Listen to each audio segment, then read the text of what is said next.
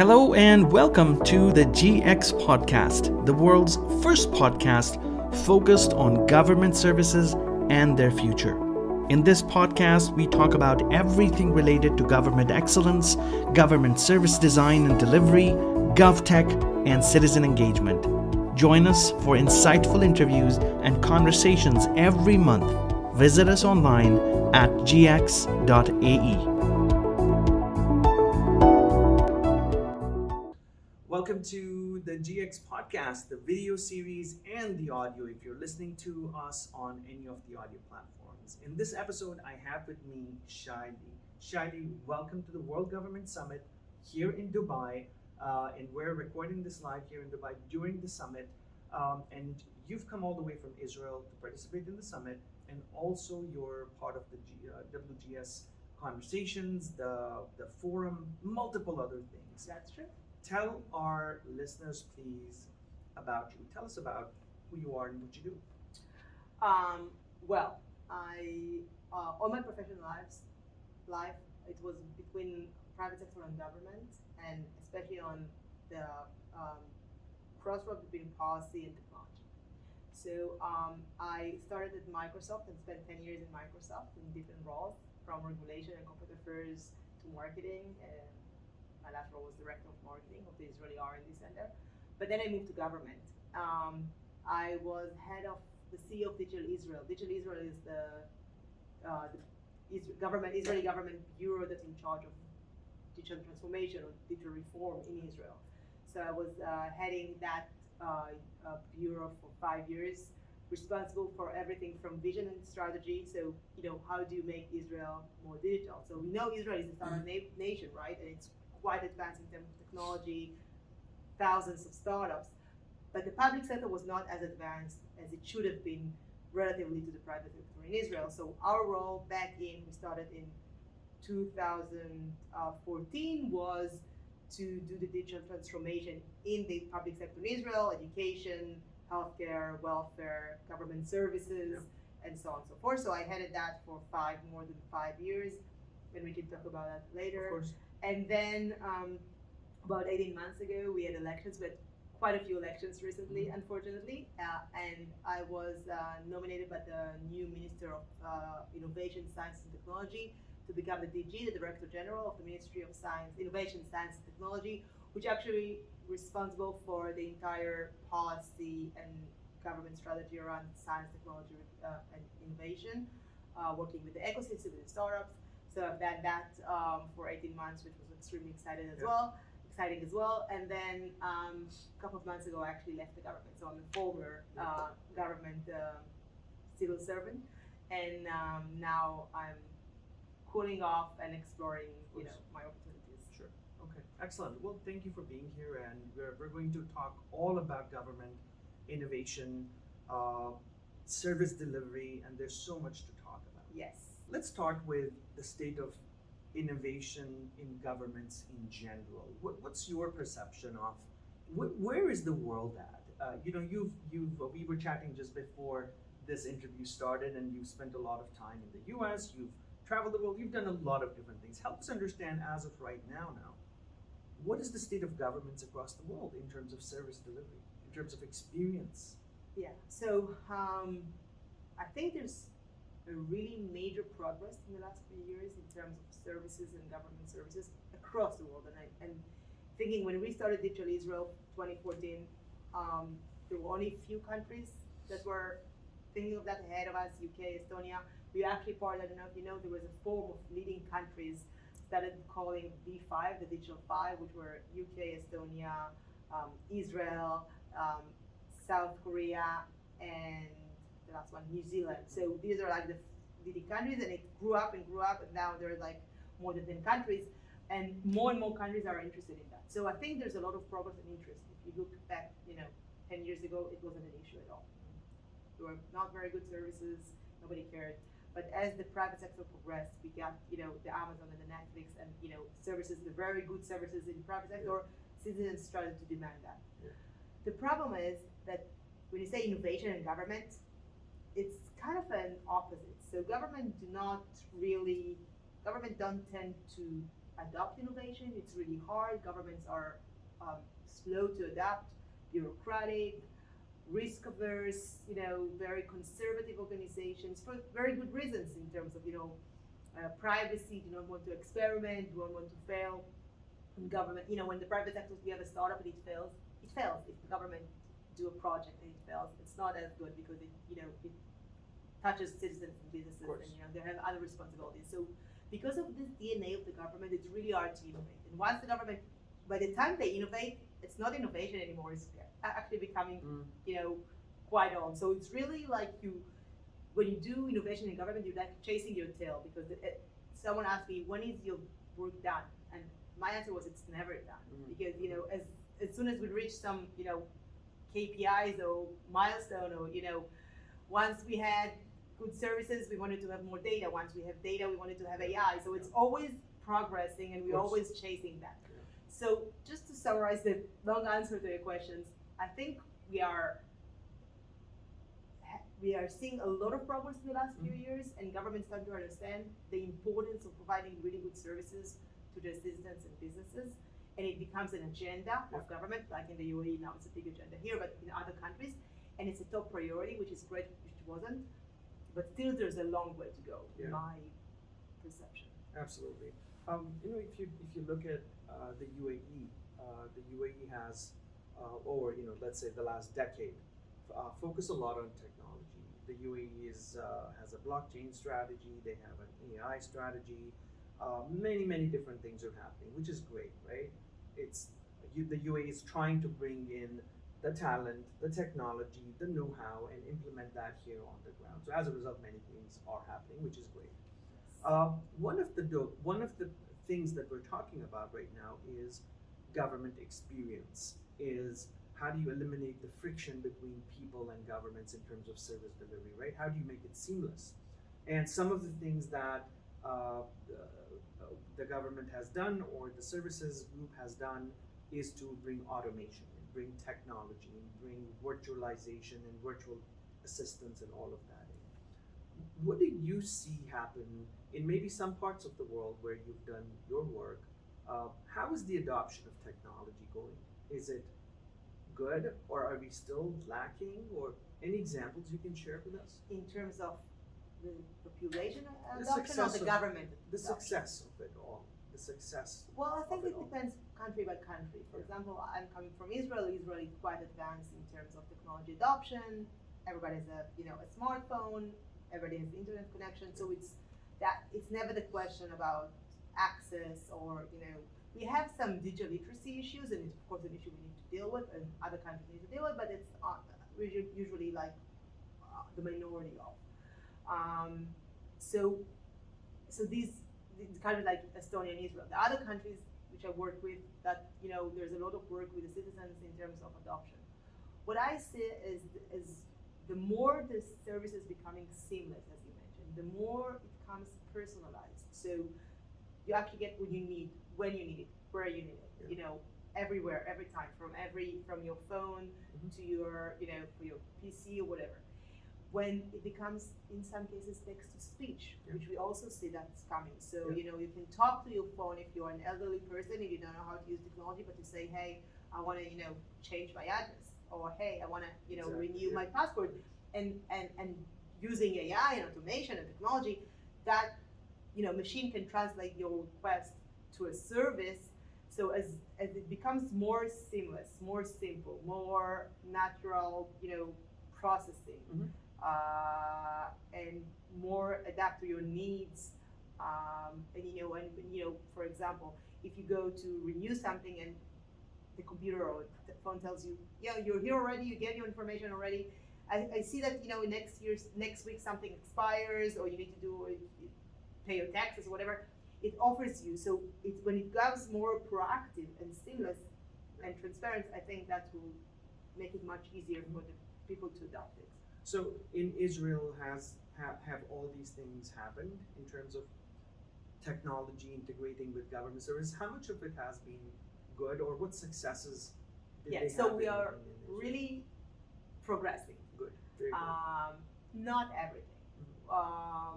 what we've done, so we have a government platform called Gov.il, which I would say 80% or more than government services.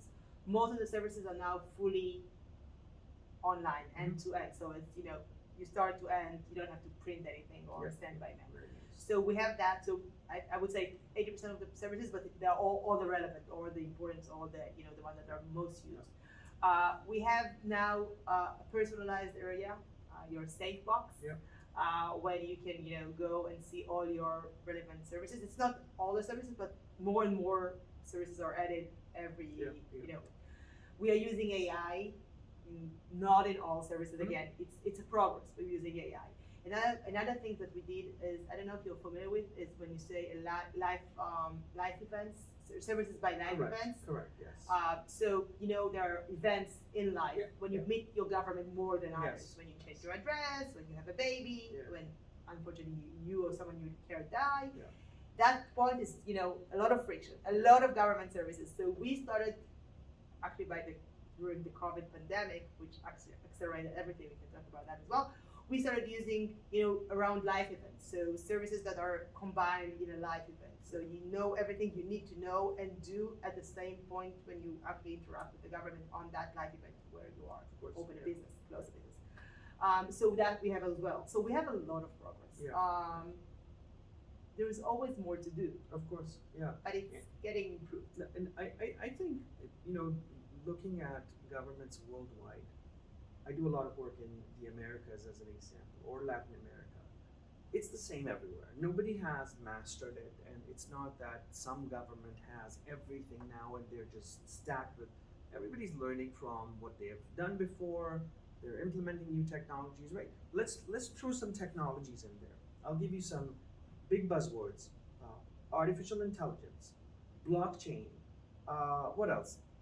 Analytics. Like, these are all words used a lot in government experience. Or now the metaverse. NLP is for natural language processing. Exactly, NLP. You mentioned another one earlier about something else. Metaverse, right? These are all things. It's a buzzword soup out there, and it's not easy to just say, okay, now we have all the AI that we need. No, it's going to take you a while before you scratch the surface. How do you see maybe the path for governments to adopt technologies? What do you see? What should, in terms of, and you do a lot of policy, right? What should governments do when they look at a technology? Let's talk about the metaverse. It's very new, it's fresh, it's happening right now. Yeah, nobody knows exactly what's going to be. We don't know what it is right now. Yeah, so I will say, first I want to say that you were very correct. All governments deal with the same challenges, more or less. So one recommendation, we should look at it as a global challenge or global opportunity. And the thing that we have done in the last few years is a lot of consulting between countries. So having policies together, think about joint policies. There's no point that each country will invent their own policy or invent their own thing. So one thing is to do a lot of sharing and transparency between countries, because this is an area where you can actually really enjoy the cooperation and global cooperation. The second thing is, in my regards, we have to be very careful with policies and regulation, because on one hand we want to be up front of the curve and make sure that we are not lagging behind, and the market is using AI in ways they shouldn't, unequal and so on. On the other hand, because of the very, very fast changes of technology and not the same pace in governments, we have to make sure we're not making regulation for yesterday's technology or something that's not relevant. So we have to be very careful and make sure we're making policy and regulation only when it's really needed. Otherwise, let the market work. That's my perspective. So in cases there is, for example, we talked about AI. In AI, make sure that there is explainability. You want to make sure that there is equality keeping safe. You want to make sure there's transparency. So there's some values you want to make sure. You have to make sure that. But other than that, if you interfere too much with the machine, that wouldn't be AI anymore, because it wouldn't work. Yeah. And if you give too many limitations, it's just not going to happen. So you have to be. And you mentioned metaverse. It's a new world, but we don't know exactly what it's going to be, where it's going to take us, how it's going to look like in 5, 3 years even. Yeah. And if we start making policies on, assumptions, it may hit the Yeah. goal, but it may Yeah. not hit the goal. So we have to be, so in my perspective, government should be very smart, very careful, very sensitive, understand the limitation of policy and the limitation of governments in the world that technology goes so fast, and there's giants like the platforms, the Facebook and Amazon and the Googles of the world, course, yeah. Microsoft. Yeah. So we have to be, what we can do, what we can't do. So we have to be very rational where we're going and what we're doing. That's my Absolutely. perspective. Yeah, you mentioned some private sector companies, and there's of course the Googles, the Facebooks of the world, which do many different things, right? But I don't have an exact stat, but a lot of people around the world, we can, I guess, say with a safe assumption, are on social media. They use Facebook, they use something to communicate with people or Right. to do something with their lives. Uh, we also know for a fact that experiences in personal life are sometimes very different than those in government, right? When you look at the public sector, right? Filling up a form or just doing something online. And I feel there's kind of the aspect that let's get the basics done. Let's make things paperless. Let's get things digital to a basic level, right? Let's eliminate all of that. So that's great. And then there's the second leap, which is okay, now let's do this advanced thing where there's going to be voice recognition. Somebody walks into a service station to do some government service, if they have to do that, unless the system has already figured it out that they need it, maybe the life event you were talking about. And how do we seamlessly create this interaction? Maybe it's voice driven, where you just say, hello, I'm Shai-lee, and the computer knows it's you, and it tells you what you need, right? Are we there? Is any government there yet? Well, I'm not an expert in all government. In my perspective, no government is really there. The fact that it's seamless, Yeah. voice recognition, top of the art. But there are some governments that are much more progressed. I think that most countries have the basics checked. Yeah. That's mine. There are countries that are behind, but I think most definitely developed countries, but also developing countries. And also in Americas, you mentioned Americas, I know Mexico done a really good job, or why other countries. So there's, I think most countries got, the basic covered. In terms of advance, each country took it to a different place, have other focuses. It depends on the population, depends on the needs of the population. You have to be very careful when you do your digital strategy in that. That's very important to say. Each country has to build their strategy based on the challenges, needs, and characteristics of their own country. Yeah. So in some countries, writing and reading skills is a problem. They would go faster to speech recognition. Yeah. In other countries where access is a problem, they will go to maybe to something else, cloud. I don't know. If community centers with kiosks. Yeah. Other countries, so each country has their own challenges and their own situation. So I can't. There's no one way to go. And if you're a government, you have to think very carefully where do you want to go and where your country needs to be, and not just copy paste something else some other countries work. But yes, there's so many technologies flying around, and it's like for me as a civil servant but a technology geek, it's just going in a candy store and just pick what you want and make sure. I feel that in Israel we are in the advanced phase, so we cover the basics. We want to make sure that our services looks like, not like I don't want anyone to say, well, it's a government service, it looks okay. No, I want them to say, wow, have the wow effect. I want to make sure that they feel that their government services are as good as the private sector suppliers or vendors. And we put a lot of emphasis on customer journey and UI UX and data and all that very important thing to make sure that it looks on product. We have product specialists and data scientists and all these professions in the government, because we want to make sure that it's as good as anywhere else. Of course. And so with that, you mentioned technology. Let's talk some technologies, and I want to get your feel for where do you think we will be in the next 10 years. 10 years, okay? these are not predictions. We're just trying to figure out where could governments be. So let's talk about AI as an example. Let's start with AI, artificial intelligence. You've got NLP, you've got voice recognition, you have image recognition, you got so machine learning, so many things within AI. Where do you feel in the next 10 years the most progressive, technologically most progressive governments will be using AI? Well, in terms of technology, 10 years is lifetime. Yeah. I know if 10 years ago we had even knew the phrase AI, so probably it started in research in universities. So it's really hard to predict. Yeah. But in my opinion, and I'm optimistic person, so I feel that even in 5 years, the more progressed countries will be almost fully automated. Yeah. And there's a lot of questions coming around that automation and Of course, privacy of and course. labor and people that Yeah. will lose their jobs. There's Yeah. a lot of questions that make this very complicated. But I feel that it's everything you mentioned, really voice recognition. We have image recognition. We're gonna have NLP in Israel in Hebrew and Arabic. Yeah. We're gonna have robotics. Yeah. Doing a lot of work. Decision-making processes, Mhm. Border controls. I feel, and that a lot of that will be automated. Yeah.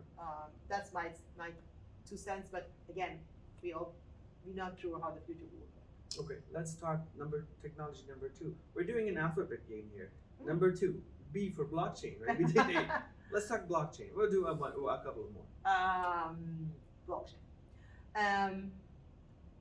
It hasn't been adopted in governments yet very widely. There's few use cases in finance, so there are a few use cases in Israel as well, but other countries as well. I haven't seen a wide adoption for that yet, and not all the use cases are clear. But because of cryptocurrencies and everything that's going on in the private sector, government will not be able to avoid it anymore. We have a very interesting forum tomorrow on crypto policy and regulation here in the World Government Summit. I think it will be much more adopted. Again, I think it will be adopted in certain verticals like finance, maybe justice. So where there's a lot of important issues of privacy and security and data. So I think it will be adopted vastly than it is now. But it's not going to be in every government services. It's, again, we are playing here. We're just playing, I guess. Yeah, but that's how I see it. There's a lot of I heard we were talking about blockchain for, I don't know, in governments 4 years at least, and the pace of adoption was not as fast as AI, for example. I don't know why, but it wasn't. Let's talk one more technology that is again emerging. It's connected to a lot of other things, and that's AR, VR, MR, metaverse, like all of this whole virtualized world, maybe gesture-based world.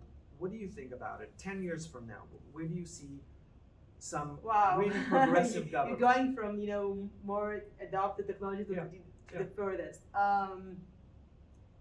It really depends what's going to happen in the private sector, because usually, in my experience, governments are lagging behind. So whatever the private sector really advanced and adopting it, then start a demand for the government. So government will not be the first to adopt, that's for sure, and even not the second. So if it's going to be more widely used, and again, we see a lot of buzz and a lot of PR and a lot of talk about it in all the forums and conferences and events. We haven't seen a lot of adoptions yet, not even in the private sector. So government usually 2-3 years after the private sector. Of course. So if in the next 5 years it's going to be widely adopted in the private sector, we'll see that in government as well, definitely. If not, probably not. It can help a lot of especially people are now the alpha age or the Z, that that will be their life, and that's what we're going to use to. And in 10 years, they'll be the workforce. Yeah. So Yeah. if they're going to, demand it, that's what's going to happen. But it's really this is really hard to imagine how it's Yeah. going to actually work like. Yeah, Be absolutely. like. And you know what? If you ask me, I think if we have a world, let's say 10 years from now, which is a very long time in terms of technology, as you mentioned as well, either it's going to be all incredible. You know, imagine a world where you would have seamless interaction, you would have voice interaction, or whatever, right? We're going beyond now the system knowing that something else is coming up for renewal. It's done already. Like, Yes. what could be the future of services in general, even in the private sector? That interaction, and it's still humane, it's still human, but then it's digital. You mentioned jobs, and I wanted to talk about it, right? There's this huge dark cloud over technology that says, technology takes away jobs, and technology is impacting jobs a lot. We have the great resignation happening in some countries right now where people are leaving their jobs and saying, I don't want to work because I'm going to call my own timings, I'm going to do what I want with my life. Don't tell me what to do. My personal opinion, I think performing a task has typically been a job. It's performing a set of tasks that we've just as a society loved doing so much. And when technology takes those tasks away, automates them to the extent that it's really doing a great job, right? Analyzing data. We can't humanely analyze data as much as a computer can. I think it's also a time for us to realize maybe our strengths and the other things we can do, right? There has to be a push towards that. What do you think? Well, it's a great point. First, I think that for every job that the technology eliminates, it creates 2 more or 1.5 new jobs. So I don't think people will not be needed in the workforce, just have to do other things. So new professions like, analysts, like tagging, people that tag, or things that are now needed and we can't find, people to do it. I think that a lot of the jobs will transfer to something else. Yeah. So I don't think people need to worry about there not going to be jobs. It's just going to be different. But here comes what government responsibility is, because government needs to do the skills and training and prepare for that future. So governments, and we're doing it in Israel, but other governments needs to map, what jobs will be eliminated in the next 5 to 10 years, what new jobs will be created, and make sure that you train enough people to do that transformation. Because if not, there will be 2 things. First, you have going to be a lot of unemployed that are not employable, and the new jobs will not have enough people, and will be, we can't do the task that we needed. So government has to be very strategic, think ahead, which government not tend to do, plan 10 years ahead. It's not something governments do, but need to be very strategic, plan, and make sure that they strategically train the people that will do the new jobs. Yeah. So otherwise, we'll be in a huge global crisis. Excellent. Well, Shai-lee, thank you so much for your time and speaking with us, and we really appreciate your time. And I hope our audiences, both watching as well as listening, enjoyed this conversation. Thank you. We look forward to catching up with you in the future. Thank you. Thank you very much for your questions. Very great discussion. Thank you so much. Thank you.